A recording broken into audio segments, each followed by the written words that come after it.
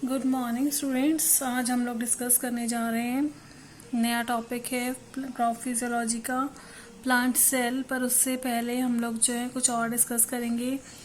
एक छोटा सा फैक्ट्स फिगर स्टार्ट करने की सोची है मैंने, जिसमें आपको डेली के बेसिस पे जब जब आपको वीडियोस मिलेंगी तो वो हर एक वीडियो के स्टार्टिंग में या फिर एंड पर एक फैक्ट मिलेगा। फैक्ट मीन्स वो यथावत ऐसी स्थिति है।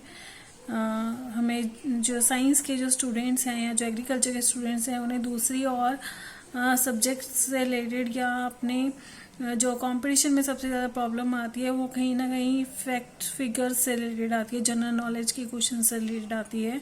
तो हम वो फैक्ट में जो है थोड़ा एक एक करके छोटी छोटी चीज़ें लेना शुरू करेंगे, जिससे आपको आगे की कंपटीशन के एग्ज़ाम्स में प्रॉब्लम ना आए। ठीक है, तो यहाँ मैंने लिया है माचू पिचू।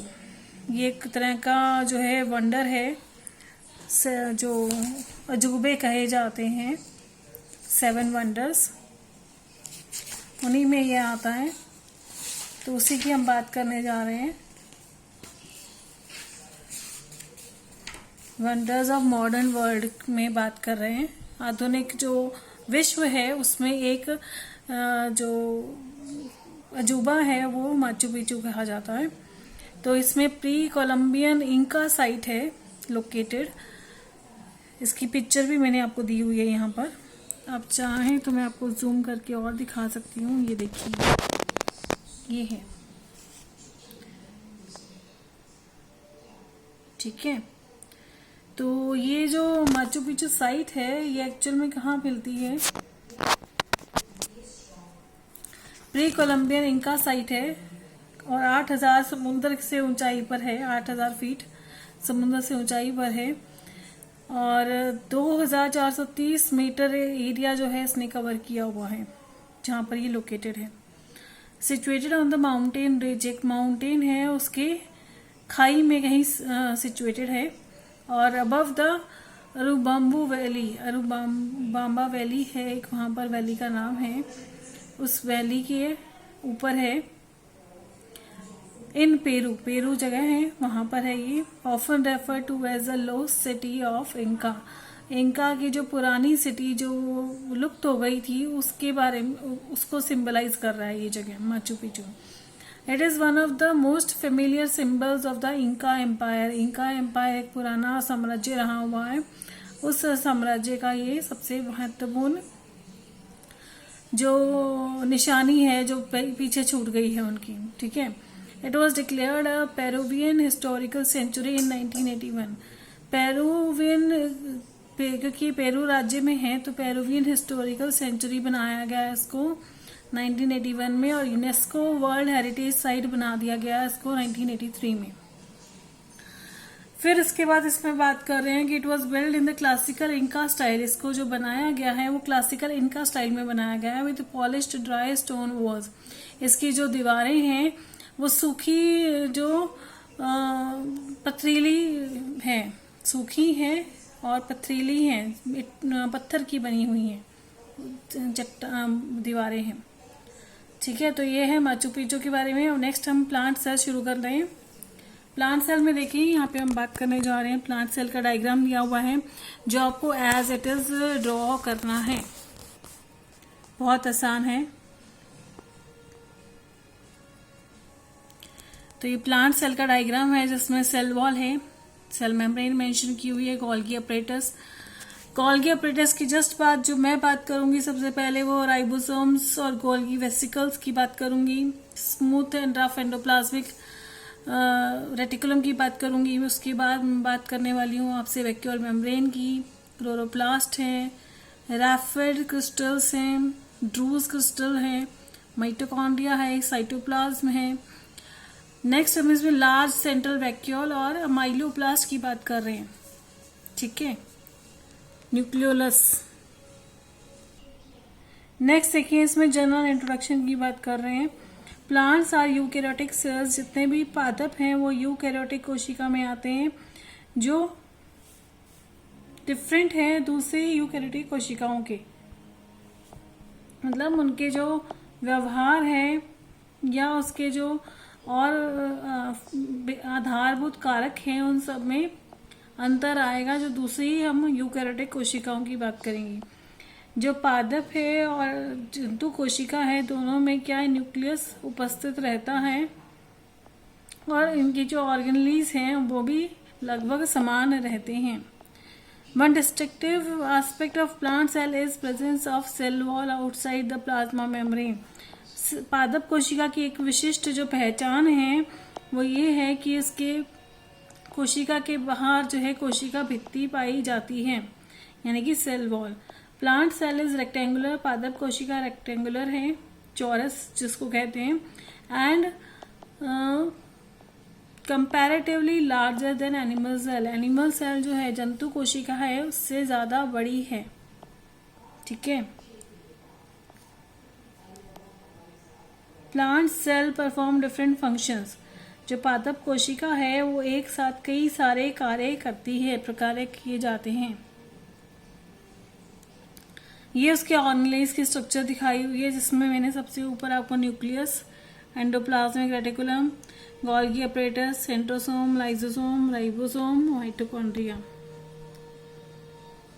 बीच में ये स्ट्रक्चर दिखाई हुई है 3D मॉडल, जिसमें हम बात करें mitochondria, centrosome, nucleus, endoplasmic reticulum, Golgi apparatus, ribosome, lysosome और न्यूक्लियोलस।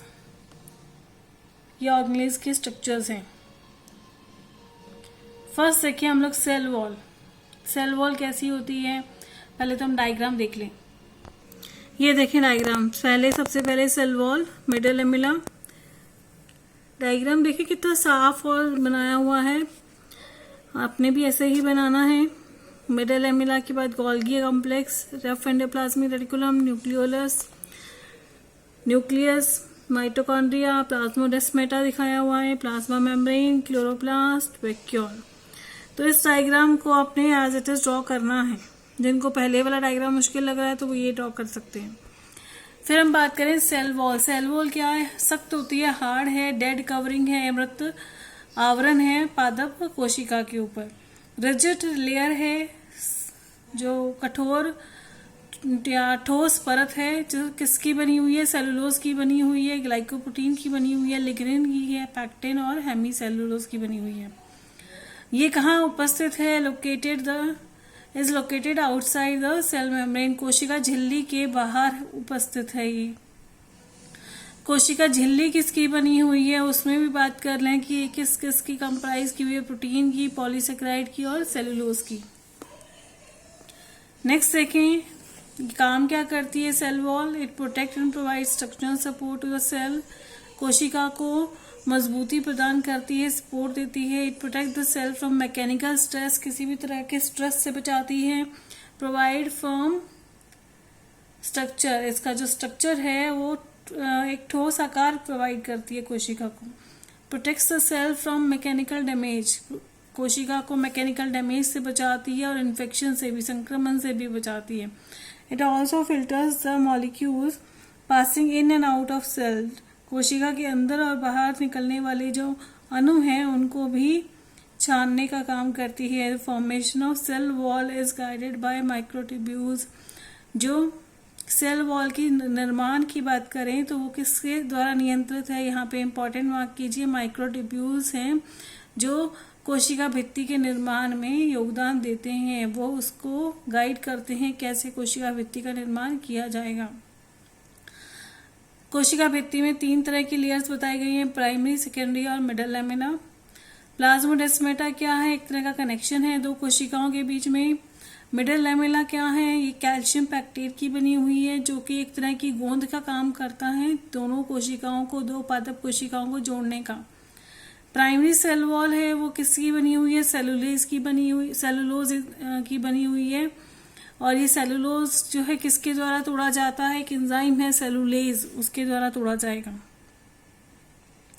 नेक्स्ट देखिए सेल मेम्ब्रेन की बात कर रहे हैं। सेल मेम्ब्रेन कैसी है, अर्धपारगम्य झिल्ली है जो कि कोशिका भित्ति के अंदर की तरफ उपस्थित है। डिफरेंशियली परमिएबल भी कहते हैं इसको, इलेक्ट्रिकली चार्ज कह रहे हैं, सेलेक्टिव मेम्ब्रेन कह रहे हैं।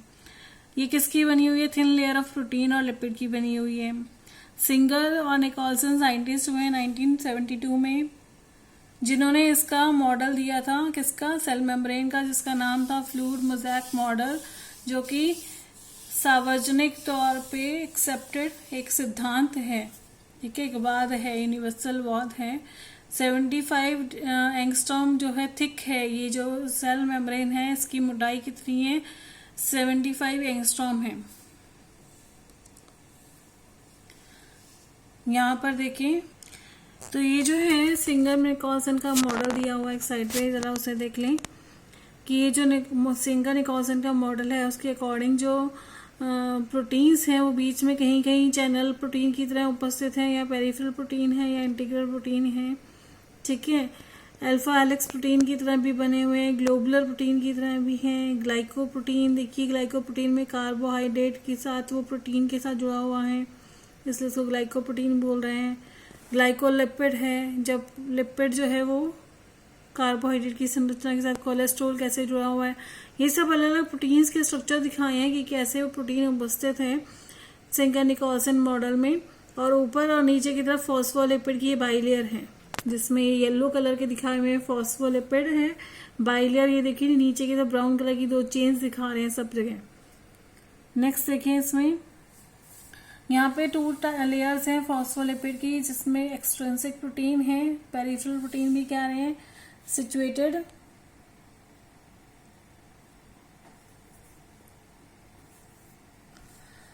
ऑन बोथ द सरफेसेस, दोनों तरफ की सरफेसेस पे उपस्थित रहेगा ये।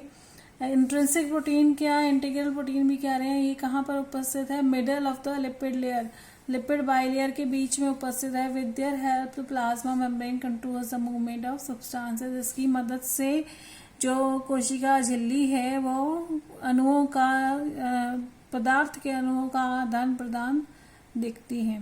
Cell membrane plays an important role in regulating the entry and exit of specific substances within the cell. एक सेल के अंदर, एक कोशिका के अंदर जो है किसी अणु का आना और जाना, ये सब जो है सेल मेम्ब्रेन देख रही है, कोशिका झिल्ली देख रही है। फॉर इंस्टेंस कुछ समय के लिए हम मान लेंगे सेल मेम्ब्रेन जो है कुछ टॉक्सिक सब्सटेंस भी रोकने का काम कर रही है, वाइल न्यूट्रिएंट्स और एसेंशियल मिनरल्स को ट्रांसपोर्ट कर रही है अक्रॉस द मेम्ब्रेन, ठीक है। टॉक्सिन्स को रोकने का काम भी कर रही है, जो विषैले पदार्थ हैं उनको रोकेगी। कार्य क्या है, प्रकार देखें इसका, शेप है, प्रोटेक्शन है, ट्रांसपोर्ट है। ट्रांसपोर्ट भी किस तरीके से कर रही है, डिफ्यूजन, ऑस्मोसिस, एक्टिव ट्रांसपोर्ट। 1938 में टर्म प्रोटोप्लाज्म दिया गया था परकिंजी द्वारा। प्रोटोप्लाज्म को फिजिकल बेसिस ऑफ लाइफ भी कह रहे हैं। प्रोटोप्लाज्म की बात करें तो साइटोप्लाज्म प्लस न्यूक्लियोप्लाज्म की हम बात करेंगे। नेक्स्ट देखिए न्यूक्लियोलस। न्यूक्लियोलस क्या है, न्यूक्लियोलस में बात करें तो nucleus is a membrane bound structure, एक मेम्ब्रेन बाउंड स्ट्रक्चर है। न्यूक्लियोलस के बारे में देखें तो सबसे पहले हम उसका डायग्राम देख लें। ये देखिए न्यूक्लियोलस का डायग्राम है, जिसमें देखिए न्यूक्लियोलस जैसे एग के अंदर यॉर्क रहता है येलो कलर वाला, वैसे दिख रहा होगा आपको। न्यूक्लियर एनवेलप ऊपर की तरफ उसकी कवरिंग है, जिसमें आउटर मेम्ब्रेन और इनर मेम्ब्रेन दिखाए हुए हैं। न्यूक्लियोलस के पास में ही न्यूक्लियोप्लाज्म है। क्रोमेटिन की बात करें, ये तो सारा न्यूक्लियर एनवेलप में आ गया। क्रोमेटिन क्या है, ये देखिए अंदर की तरफ एक ग्रीन कलर के हल्के हल्के रेशे दिख रहे होंगे, ये हेट्रोक्रोमेटिन है, जो बिल्कुल आपके न्यूक्लियोलस के पास में उपस्थित है। उसको क्या कह रहे हैं, यू क्रोमेटिन कह रहे हैं। राइबोसोम्स बाहर की तरफ हैं और बीच बीच में छोटे छोटे न्यूक्लियर पोर बने हुए हैं। तो ये एग्जैक्ट डायग्राम है न्यूक्लियस का, ठीक है। अब देखें यहाँ पर न्यूक्लियस के बारे में। न्यूक्लियस क्या, एक मेम्ब्रेन बाउंड स्ट्रक्चर है जो उपस्थित रहती है। उपस्थित कहाँ रहेगी, only in eukaryotic cells, eukaryotic कोशिकाओं में ही उपस्थित रहेगी। वाइटल फंक्शन क्या है न्यूक्लियस का, इज टू स्टोर डीएनए और हेरिडिटी इंफॉर्मेशन। डीएनए क्या आनुवंशिक पदार्थ है या आनुवंशिक सूचनाओं को संरक्षण भंडारण करने का काम करती है वहां पे, जो कि किस के लिए जरूरी है, कोशिका विभाजन के लिए, मेटाबॉलिज्म के लिए, वृद्धि के लिए, ग्रोथ के लिए। न्यूक्लियोलस क्या है, इट मैन्युफैक्चर्स सेल। न्यूक्लियोलस का कार्य क्या है, ये सेल का जो है मैन्युफैक्चरिंग करता है। प्रोटीन प्रोड्यूसिंग स्ट्रक्चर है एंड राइबोसोम्स को भी बनाता है। न्यूक्लियोपोर क्या है? न्यूक्लियस के ऊपर जो है छोटे छोटे न्यूक्लियोपोर मिले हैं। ये देखिए मैं फिर से दिखा दूं आपको, न्यूक्लियोपोर ये रहे, यहाँ पर छोटे छोटे पोर्स हैं। तो उसी की बात कर रहे हैं। Nuclear membrane is perforated with holes called nucleopore that allow proteins and nucleic acids to pass through. यहाँ से सिर्फ प्रोटीन और न्यूक्लिक एसिड ही निकल सकते हैं। क्रोमेटिन की बात करें तो क्रोमेटिन क्या है? DNA is found inside the nucleus as chromatin. DNA हमेशा क्रोमेटिन की तरह उपस्थित रहेगा। It is of two type, euchromatin और हेटेरोक्रोमेटिन। ये पीछे हम बात कर चुके हैं। यूक्रोमेटिन में एक्टिव जीन्स हैं और हेटेरोक्रोमेटिन में इनएक्टिव जीन्स हैं। ये डायग्राम आप और देख सकते हैं इसमें ध्यान से। न्यूक्लियोलस दिखाया है। न्यूक्लियर एनवेलप में क्या क्या चीजें हैं? Outer membrane, inner membrane, nuclear pore है, हेटेरोक्रोमेटिन है दिखाया हुआ, यूक्रोमेटिन दिखा रखा है और न्यूक्लियोप्लाज्म दिखाया हुआ है।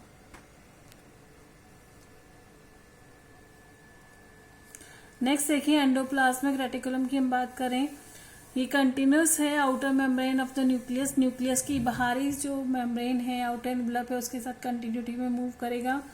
टू टाइप्स का है, rough endoplasmic reticulum and smooth endoplasmic reticulum. Rough में राइबोसोम्स उपस्थित होते हैं सतह पर और प्रोटीन निर्माण का कार्य करते हैं। स्मूथ एंडोप्लाज्मिक रेटिकुलम में क्या होता है? राइबोसोम्स जो हैं उपस्थित नहीं होते सतह पर। अतः यहाँ पर जो स्मूथ एंडोप्लाज्मिक रेटिकुलम है वह एक ही कार्य करते हैं, वो कार्य करते हैं लिपिड निर्माण का।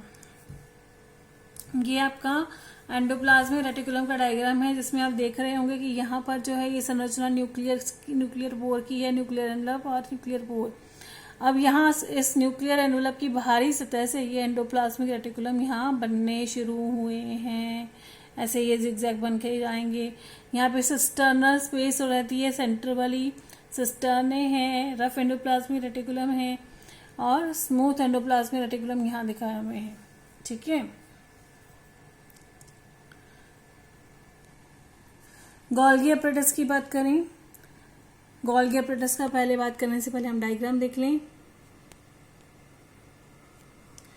इनकमिंग ट्रांसपोर्ट वेसिकल्स हैं, सिस फेस की तरफ आ रही हैं। लुमेन है, सिस्टर्ने दिखाया हुआ है। न्यूली फॉर्मिंग वेसिकल है यहाँ पर। ठीक है, नई वेसिकल बन रही है, नई पुट्टिकाएं बन रही है, ट्रांस फेस के पास बनेंगी। सिक्रेटरी वेसिकल आ रही है एक। सिस फेज में क्या हो रहा है? ये व्हाइट कलर की यहाँ दिख नहीं रही होंगी, व्हाइट कलर की हैं यहाँ पर। व्हाइट कलर की बॉल्स जो है वेसिकल्स पुट्टिकाएं आ रही हैं, जो इनकमिंग ट्रांसपोर्ट वेसिकल्स दिखाई हैं। हाँ जी, they are found in all eukaryotic cells. सभी यूकैरियोटिक कोशिकाओं में पाया जाता है।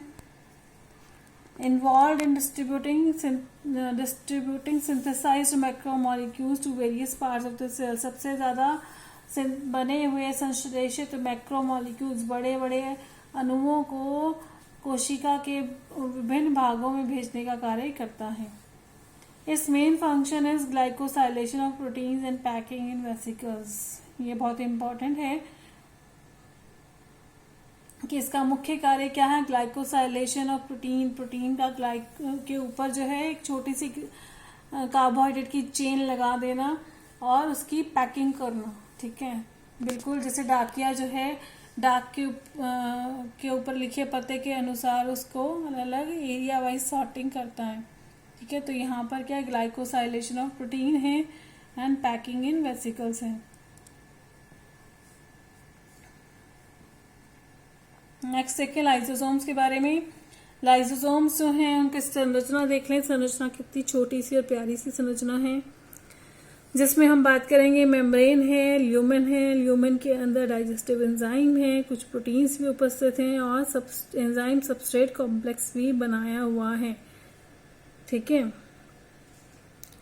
अब देखिए हम यहाँ पर लाइसोसोम्स के बारे में। सुसाइडल बैग है as they hold digestive enzymes. जैसे इनके पास डाइजेशन के लिए उपलब्ध एंजाइम्स उपस्थित हैं, एक मेम्ब्रेन के अंदर, झिल्ली के अंदर बंद है, तो इसीलिए इसको सुसाइडल बैग कह रहे हैं। इसमें क्षमता है, इसका सबसे मुख्य कार्य क्या है? इसमें क्षमता है जो कोशिका का वेस्ट है उसको डाइजेस्ट करने की। वर्न आउट ऑर्गेनलीज, जो खराब ऑर्गेनलीज हो चुकी है उनको डाइजेस्ट कर लेता है। फूड पार्टिकल्स हैं या फॉरेन बॉडीज आई हैं, उन सबको ये डाइजेस्ट कर सकता है। प्लांट्स में जो है the role of lysosomes is undertaken by vacuoles. जो लाइसोसोम का कार्य है वो पादप कोशिका में सबसे ज्यादा कौन करता है? वैक्यूल्स करते हैं। सेंट्रल वैक्यूल, सेंट्रल वैक्यूल देखिए सबसे ज्यादा जो है कोशिका का जो आयतन है उसमें 30% आयतन जो है परिपक्व पादप कोशिका में बात करें तो सबसे ज्यादा जो उसका भाग है वो केंद्रक पुट्टिका घेर के रखती है। टोनोप्लास्ट जो है वो केंद्रक पुट्टिका की झिल्ली को कहते हैं। वाइटल फंक्शन क्या है सेंट्रल वैक्यूल का? Apart from storage is to sustain turgor pressure against the cell wall. सबसे मुख्य कार्य क्या है केंद्रक पुट्टिका का? कि वो जो है संरचना में अपने संरचना में भंडारण बनाए रखती है ताकि टर्गर प्रेशर को सस्टेन कर सके। केंद्रक पुट्टिका में सेल सैप उपस्थित रहता है और ये कई सारे जो लवण हैं एंजाइम्स हैं उनका मिक्सचर है। ठीक है। Cell secretes its extra waste material into the central vacuole. जो कोशिका का अतिरिक्त वेस्ट पदार्थ है वो सारा का सारा केंद्रक पुट्टिका में जाता है।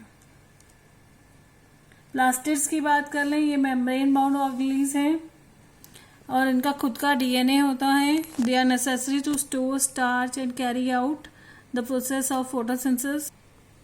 It is also use in the synthesis of many molecules. बहुत सारे मॉलिक्यूल्स के लिए सिंथेसाइज करने के लिए which form the building blocks of the cell. बहुत सारे बड़े बड़े अणुओं का संश्लेषण करने के लिए भी इसकी आवश्यकता पड़ती है। सम ऑफ द वाइटल टाइप्स जो हैं, जो प्रकार हैं प्लास्टिड के, उनके बारे में उनके फंक्शन दिए हुए हैं। ल्यूकोप्लास्ट की बात करें, ल्यूकोप्लास्ट क्या है? नॉन फोटोसिंथेटिक सिंथेटिक टिश्यूज क्या है उसमें उपस्थित रहता है।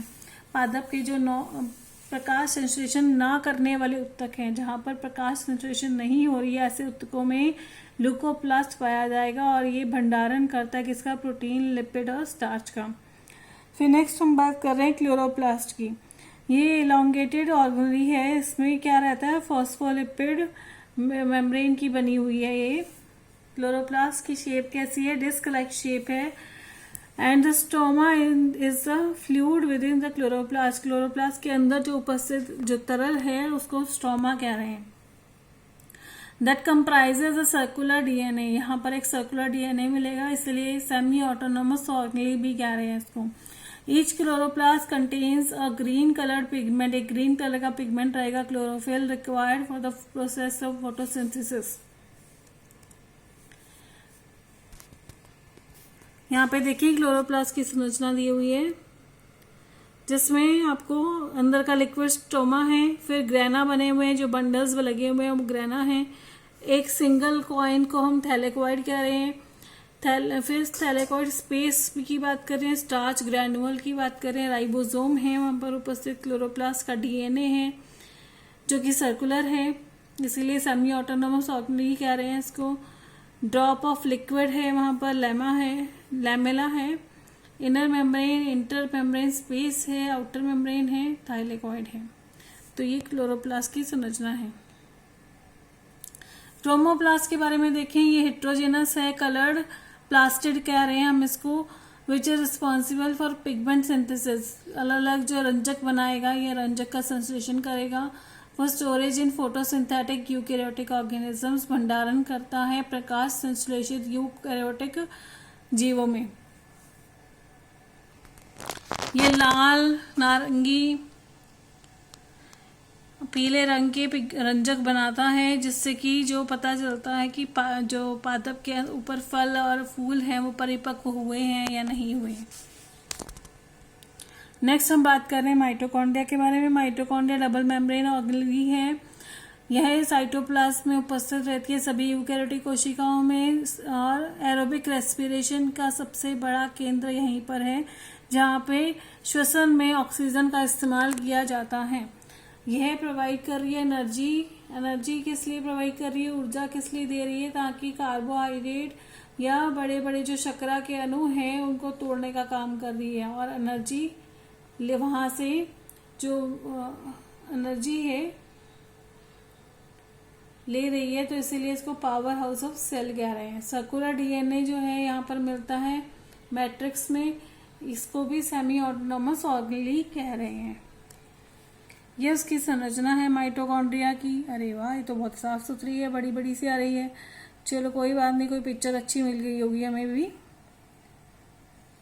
ठीक है, तो माइटोकॉन्ड्रिया है, inner membrane, inter membrane space, matrix, outer membrane, ribosomes, F0 F1 portion है जो कि F0 F1 ATPase बताता है। ये इम्पॉर्टेंट है, हमारी जो रिएक्शंस होंगी एरोबिक रेस्पिरेशन से रिलेटेड वो यहीं कहीं होने वाली हैं।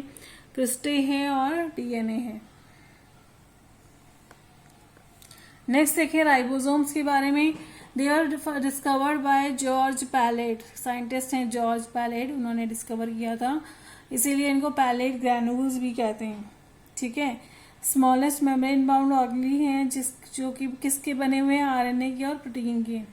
ये क्या है, एक तरह की जगह है जहाँ पे संश्लेषण किसका हो रहा है, प्रोटीन का हो रहा है, इसीलिए इनको प्रोटीन फैक्ट्रीज भी कहते हैं, कोशिका की प्रोटीन फैक्ट्रीज। इसमें दो प्रकार हैं, ATS और 70S की बात कर रहे हैं। तो यहाँ पे देखिए छोटा सा डायग्राम दे रखा है राइबोसोम्स का, जिसमें राइबोसोम क्या काम करते हैं, mRNA से प्रोटीन बनाने का काम कर रहे हैं। कोडोन दिए हुए हैं, ई साइट दे रखी है। कोडोन तो देखो आपको mRNA पे मिलेंगे, जबकि हम राइबोसोम की संरचना की बात कर रहे हैं तो स्मॉल यूनिट है और लार्ज यूनिट है, ये दो हमें राइबोसोम की संरचना में बात करनी है। फिर ई साइट है, पी साइट है और ए साइट है। ठीक है, तो ATS की बात करें, ATS जो है दो सब यूनिट से मिलकर बना है, 60 + 40। ये कोशिका द्रव्य में मिलेगा और कहाँ मिलेगा, रफ एंडोप्लाज्मिक रेटिकुलम या बाहर की झिल्ली के ऊपर, बाहरी झिल्ली जो होती है उस पर मिलेगा। 70S किसका बना हुआ है, 50S + 30S का बना हुआ है, ये माइटोकॉन्ड्रिया क्लोरोप्लास्ट पर मिलेगा। अरे वाह, ये तो बहुत सुंदर है। वैसे तो पढ़ते पढ़ते भूख बहुत लगती है। पादप कोशिका के बारे में इतना ही था। आप सभी जो हैं, आपसे अनुरोध है कि चैनल जो है मेरा उसे लाइक करें, शेयर करें वीडियोस को, सब्सक्राइब तो सबसे पहले कर लें। चैनल को सब्सक्राइब करें और जितना ज़्यादा हो सके अपने फ्रेंड्स को बताएं। वाओ, कितने कलरफुल फ्लावर्स हैं। थैंक यू बेटा।